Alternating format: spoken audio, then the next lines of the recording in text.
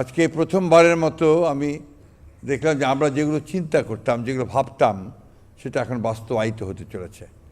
বিশেষ করে নির্বাচনের পূর্বে আমরা আমাদের নিজস্ব এলাকায় গিয়ে যে সমস্ত প্রতিশ্রুতিগুলো দিয়েছি, সেই প্রতিশ্রুতিগুলো এক মাসের মধ্যেই যে বাস্তবায়িত হতে পারে, এটা আমাদের অনেকের মনের মধ্যে বোধহয় সংশয় ছিল।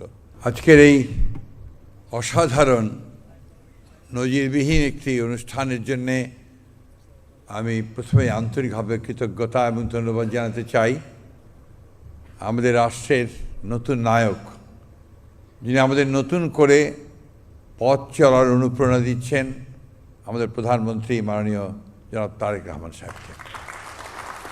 আমি আজকে এখানে বক্তব্য রাখতে হবে এই জন্য প্রস্তুত ছিলাম না, কিন্তু অভূতপূর্ব এই অনুষ্ঠানে আমি সত্যি অভিভূত।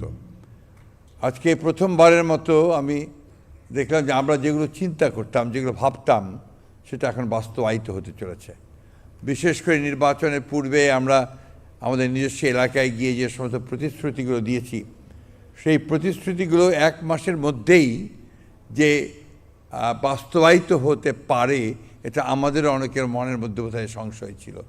আমি আবারও তাকে আন্তরিক ধন্যবাদ জানাতে চাই, এবং আমার শুধু নয়, গোটা বাংলাদেশের মানুষের আস্থা আরও বেড়ে গেল আজ থেকে, যে যত প্রতিশ্রুতি শুধু নয়, বাংলাদেশকে সত্যিকার অর্থেই একটি অসাম্প্রদায়িক বাংলাদেশকে, একটি প্রগতিশীল বাংলাদেশকে, একটি সমৃদ্ধ বাংলাদেশ হিসেবে গড়ে তুলতে আমাদের নেতা সঠিকভাবেই নেতৃত্ব দেবেন। দেশনেত্রী বেগম খালেদা জিয়া প্রায়ই একটা কথা বলতেন, যখনই আমরা বিভিন্ন ধর্মের নেতৃবর্গের সঙ্গে মিলিত হতাম গুলশান কার্যালয়ে, তিনি সবসময় একটা কথা বলতেন যে আপনারা কেউ নিজেদেরকে সংখ্যালঘু ভাববেন না। বাংলাদেশ একটা হচ্ছে অসাম্প্রদায়িক দেশ, এখানে সবাই সমান এবং সকলের সমান অধিকার রয়েছে সংবিধানে। সেই সংবিধানকে সামনে রেখে আমাদের সামনের দিকে এগিয়ে যেতে হবে, এবং যে পরিবর্তনগুলো আসবে, সেই পরিবর্তনগুলোকে যেন আমরা বাস্তবায়িত করতে পারি, সেই দিকে লক্ষ্য রাখতে হবে। আর একটা কথা আমাদের সবসময় মনে রাখতে হবে, 1971 সালে স্বাধীনতা যুদ্ধ আমরা করেছিলাম। হিন্দু, মুসলমান, বৌদ্ধ, খ্রিস্টান সবাই একসাথে একযোগে আমরা যেন আমাদের স্বাধীনতা ঘোষক শহীদ প্রেসিডেন্ট জিয়া রহমানের সেই স্বপ্নকে আমরা যেন বাস্তবায়িত করতে পারি।